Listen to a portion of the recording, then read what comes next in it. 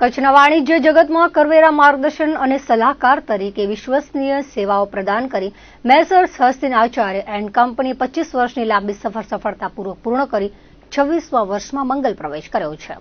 જાણીતા tax advocate અને સામાજિક આગેવાન હસ્તિન આચાર્યએ જણાવ્યું હતું કે આજથી 25 વર્ષ પૂર્વે 2000માં ભુજમાં તેમણે ટેક્સ કન્સલ્ટન્ટ તરીકે સેવાઓ આપવાની શરૂઆત કરી હતી. 25 વર્ષ લાંબી સફરમાં કચ્છના વાણિજ્ય, ઉદ્યોગ અને કોર્પોરેટ જગતનો ખૂબ સુંદર સાથ અને સહકાર સાંપડ્યો છે.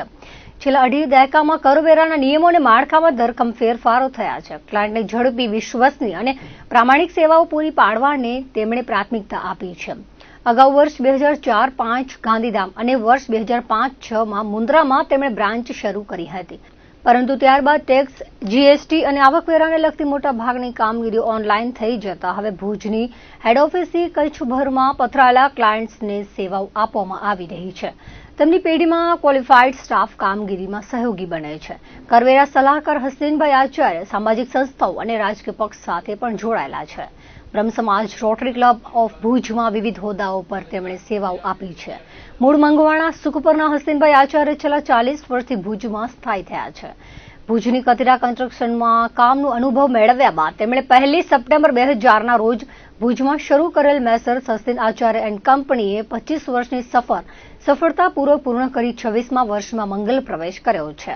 આ તકે તેમણે તમામ ક્લાયન્ટ્સ, જીએસટી અને આઈટીના ઓફિસર સ્ટાફ, વડીલો, શુભેચ્છક મિત્રો અને કંપનીમાં નિષ્ઠાપૂર્વક ફરજ બજાવી રહેલા વિનેશ જોગી, તૌસીફ શેખ, જિગ્નેશ ગોર, જલપા શાહ, હેમાંગી ચૌહાણ, ટેક્સ એડવોકેટ જગદીશ ભગત વગેરેનો આભાર વ્યક્ત કર્યો હતો. અમે મૂળ મંગવાણા સુપર ગામના છીએ અને છેલ્લા 40 વર્ષથી અમે ભુજ મધ્ય સ્થાયી થયા છીએ. ભુજમાં આપણે સૌપ્રથમ કતિરા કન્સ્ટ્રક્શન કંપનીમાં મેં કામ કરેલું હતું. ત્યારબાદ 2000ની સાલમાં, એટલે કે આજથી 25 વર્ષ પહેલાં 1/9/2000ના રોજ આપણે હસ્તિન આચાર્ય એન્ડ કંપની, મારી પ્રોપ્રાઇટરશિપ કંપનીની શરૂઆત કરી અને અમે ઇન્કમટેક્સ અને જીએસટીની પ્રેક્ટિશનર તરીકે મારું કામ હું કરું છું. ત્યારબાદ આપણે 2004-05માં મેં ગાંધીધામ મધ્યે ઓફિસનું ઓપનિંગ કરેલું. ત્યારબાદ 5-6માં મુન્દ્રામાં પણ આપણી બ્રાન્ચ ઓફિસનું ઓપનિંગ કરેલું અને એ રીતે આપણે કન્સલ્ટિંગ ક્ષેત્રમાં અત્યારે મને 25 વર્ષ આજરોજ પૂર્ણ થાય છે. ઉપરાંત હું જણાવું તો આ 25 વર્ષમાં આ પ્રગતિ કર્યા પછી આજે 25 વર્ષ પૂર્ણ થાય છે અને મારી પાસે અત્યારે 5 જણાનો અહીંયા સ્ટાફ કામ કરે છે. એમાંથી એક સ્ટાફ મારો વર્ષો જૂનો, લગભગ 24 વર્ષથી મારા સાથે છે. એનું નામ વિનેશભાઈ જોગી છે અને મારી સાથે ભાઈની જેમ કામ કરે છે. ઉપરાંત બધો સ્ટાફ મારા પાસે ક્વોલિફાઈડ સ્ટાફ છે અને એ રીતે ત્યારબાદ આપણી ગાંધીધામ અને મુન્દ્રા બ્રાન્ચો જે હતી 2017-18થી મેં બંધ કરી અને આ હેડ ઓફિસમાં જ કામ ચાલુ છે, કારણ કે પહેલાં વેટનો કાયદો હતો, ત્યારબાદ ઇન્કમટેક્સ અને જીએસટી બંને ઓનલાઈન સિસ્ટમ થતાં આપણે અહીંયા જ ભુજ મધ્યે હેડ ઓફિસ આપણે ચાલુ રાખી અને એ રીતે અમે આ ઇન્કમટેક્સ અને જીએસટીનું વર્ક અહીંયા કરીએ છીએ. અત્યાર સુધી જે 2 બ્રાન્ચો અમારી થઈ, ઇન્કમટેક્સ અને જીએસટી માટે મુન્દ્રા અને ગાંધીધામ, એ 2 બ્રાન્ચો હતી, પણ અત્યારે હવે એ બ્રાન્ચો કાર્યરત નથી અને મારું બધું જ કામ હું અહીંયા ભુજ ઓફિસમાંથી, હેડ ઓફિસમાંથી કરું છું. સામાજિક ક્ષેત્રે પણ અમારી પ્રગતિ છે. સમાજમાં આપણે હું અવધીચે બ્રહ્મ સમાજ સાથે સંકળાયેલો છું, ભુજ તાલુકા સમસ્ત બ્રહ્મ સમાજથી સંકળાયેલો છું, કારોબારી સભ્યમાં પણ છું. ઉપરાંત બીજેપીના આર્થિક સેલમાં પણ હું કોષાયોજક છું. તેમજ વર્ષ 2023-24માં હું રોટરી ક્લબ ઓફ ભુજ ફ્લેમિંગોમાં પ્રેસિડેન્ટ તરીકે પણ મેં કાર્ય કર્યું છે. આગળ તો બસ હવે આ જ ક્ષેત્રે પ્રગતિ આગળ વધારવી છે અને લોકોને સંદેશ એ છે કે સમાજમાં હંમેશા સારા કાર્યો કરતા રહો અને પ્રગતિમાં પંથે આગળ વધતા રહો, એ જ મારો લોકોને સંદેશ છે. રાષ્ટ્રીય રમત દિવસ તેમજ હોકીના જાદુગર તરીકે જાણીતા મેજર ધ્યાનચંદજીની જન્મ જયંતિ નિમિત્તે નિરોણા હાઈસ્કૂલ ખાતે રમતોત્સવનું આયોજન કરાયું હતું. સારસ્વતમ સંચાલિત પૂજાભાઈ આણંદજી હાઈસ્કૂલ, પ્રાથમિક કુમાર કન્યા શાળા તેમજ પ્રકૃતિ ભારતી કચ્છના સંયુક્ત ઉપક્રમે રમતોત્સવ યોજાયો હતો.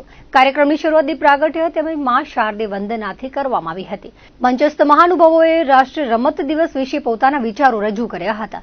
આચાર્ય મેજર ધ્યાનચંદજીના જીવન વિશે વિસ્તૃત માહિતી આપી અને તેમના રાષ્ટ્રવાદી દ્રષ્ટિકોણને રેખાંકિત કર્યો હતો. ત્યારબાદ ખેલ મહાકુંભની વિજેતા વિદ્યાર્થીનીઓ અને મંચસ્થ મહાનુભાવો દ્વારા મશાલ પ્રજ્વલિત કરી રમતોત્સવનો આરંભ કરવામાં આવ્યો હતો. ખિલેગા નિરોણા થીમ અંતર્ગત ધોરણ 1 થી 12 ના વિદ્યાર્થીઓ ઉત્સાહપૂર્વક ભાગ લીધો હતો. વિવિધ દેશી રમતોના વિજેતાઓ ઘોષિત કરવામાં આવ્યા હતા. વિદ્યાર્થીઓ આનંદ અને હર્ષની લાગણીઓ અનુભવી હતી. રમતોત્સવના સફળ આયોજન માટે હાઈસ્કૂલ તથા પ્રાથમિક શાળાના શિક્ષકોને નિર્ણાયકો તરીકે સેવાઓ આપેલ હતી. સમગ્ર સ્ટાફે સૌહાર્દપૂર્વક સહકાર આપી કાર્યક્રમને સફળ બનાવ્યો હતો. લખપત તાલુકાના એકતાનગર ગરબી ચોક ખાતે ભારતીય સેનાના સન્માનમાં ધ્વજવંદન કાર્યક્રમ યોજાયો હતો. કચ્છ જિલ્લા કોંગ્રેસ સેવા દળ દ્વારા કાર્યક્રમનું આયોજન કરવામાં આવ્યું હતું, જેમાં એકતાનગર વેપારી એસોસિએશનના પ્રમુખ શક્તિસિંહ ઝાલાના હસ્તે ધ્વજવંદન કરાયું હતું. આ પ્રસંગે આગેવાનો, કાર્યકરો, હિન્દુ યુવા સંગઠન, લખપત તાલુકાના હોદ્દેદારો, વેપારી મંડળો તેમજ મોટી સંખ્યામાં ગ્રામજનો ઉપસ્થિત રહ્યા હતા. આ પ્રસંગે વેપારી મંડળ પ્રમુખ શક્તિસિંહ ઝાલાએ જણાવ્યું હતું કે એકતાનગર ગરબી ચોક ખાતે પહેલી વખત ધ્વજવંદન કરવામાં આવ્યું છે. આ ધ્વજવંદન કાર્યક્રમ બદલ કચ્છ જિલ્લા કોંગ્રેસ સેવા દળને ખૂબ ખૂબ અભિનંદન પાઠવ્યા હતા.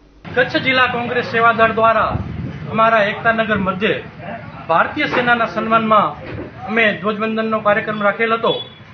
દર મહિનાની છેલ્લી તારીખના અમારું સેવા દળ કોંગ્રેસ કચ્છના જુદા જુદા વિસ્તારોમાં જઈ અને ધ્વજવંદનનો કાર્યક્રમ કરે છે ભારતીય સેનાના સન્માનમાં, જેના ઉપલક્ષમાં આજે એકતાનગર મધ્યે અમે આ કાર્યક્રમ કર્યો, જેમાં અમારા મહિલા અધ્યક્ષ શ્રી હંસાબેન ચાવડા, અમારા લખપત તાલુકાના સેવાદળના અધ્યક્ષ શ્રી જીગરભાઈ જોશી, ભુજ તાલુકાના અમારા શ્રી રોબિનભાઈ શાહ, કુકમાના શ્રી મીનાબેન પીએમભાઈ, અમારા સ્થાનિક આગેવાન સામાજિક ન્યાય સમિતિના શ્રી લીલાબેન મહેશ્વરી, અમારા માયારામગીરી બાપુ અને શક્તિસિંહભાઈ, આ તમામ લોકો આ પ્રસંગે પધારી અને અમારા કાર્યક્રમને ગૌરવવંતો બનાવ્યો.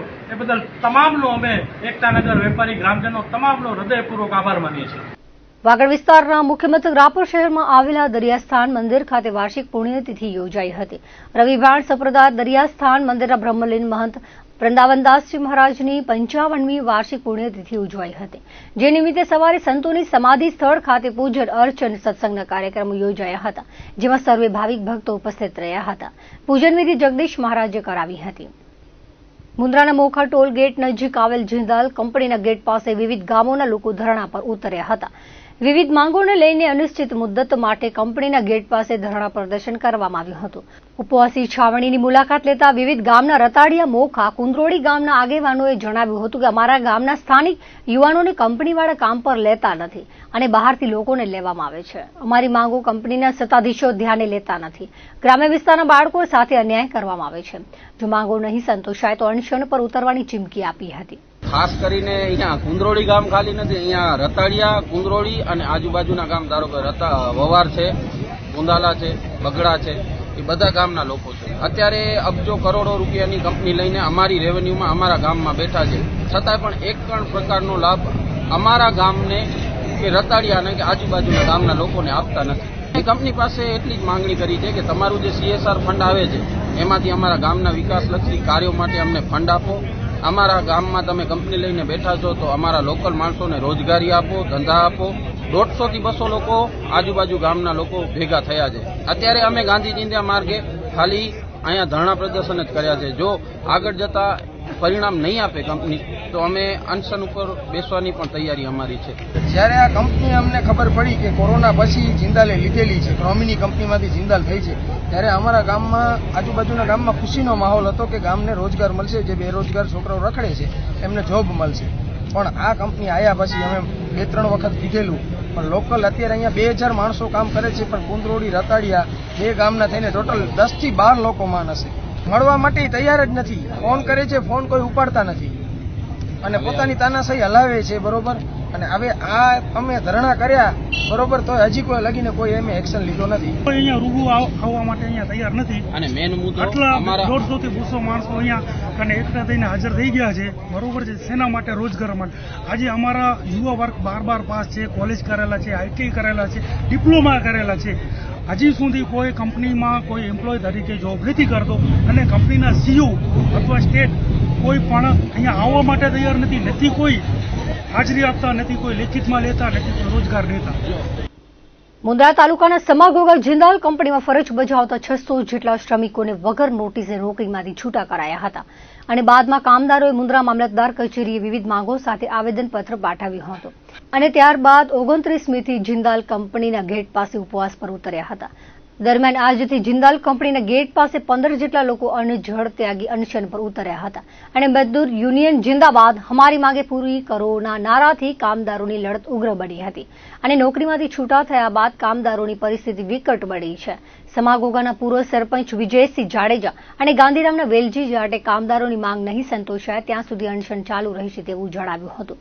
દરમિયાન આજે મુન્દ્રા મામલતદાર કલ્પનાબેને કામદારોની વાત સાંભળી હતી. ગાંધીધામથી આવેલા આસિસ્ટન્ટ લેબર કમિશનરે છાવણીની મુલાકાત લઈ કામદારોની વાત સાંભળી હતી અને કંપનીના સત્તાધીશો સાથે પણ વાત કરી હતી. દરમિયાન માંડવી મુન્દ્રાના ધારાસભ્ય અનિરુદ્ધ દવેની મધ્યસ્થીથી જિંદાલ કંપનીના સત્તાધીશો સાથે મુન્દ્રા તાલુકા ભાજપ પ્રમુખ શક્તિસિંહ જાડેજા અને મુન્દ્રા તાલુકા પંચાયત પ્રમુખ મહિપતસિંહ જાડેજા કંપનીના સત્તાધીશોને મળ્યા હતા અને હાલ પૂરતા કામદારોની માંગ સંતોષાઈ હતી. ધારાસભ્યની મધ્યસ્થીથી અનશન પૂર્ણ કરવામાં આવ્યા હતા. મિની તરણેતર સમૂહ મોટા યક્ષનો 4 દિવસીય વિશાળ લોકમેળાને આખરી ઓપ અપાઈ રહ્યો છે. સાયરા યક્ષ મોરગર જૂથ ગ્રામ પંચાયત દ્વારા આ લોકમેળાનું આયોજન કરવામાં આવે છે.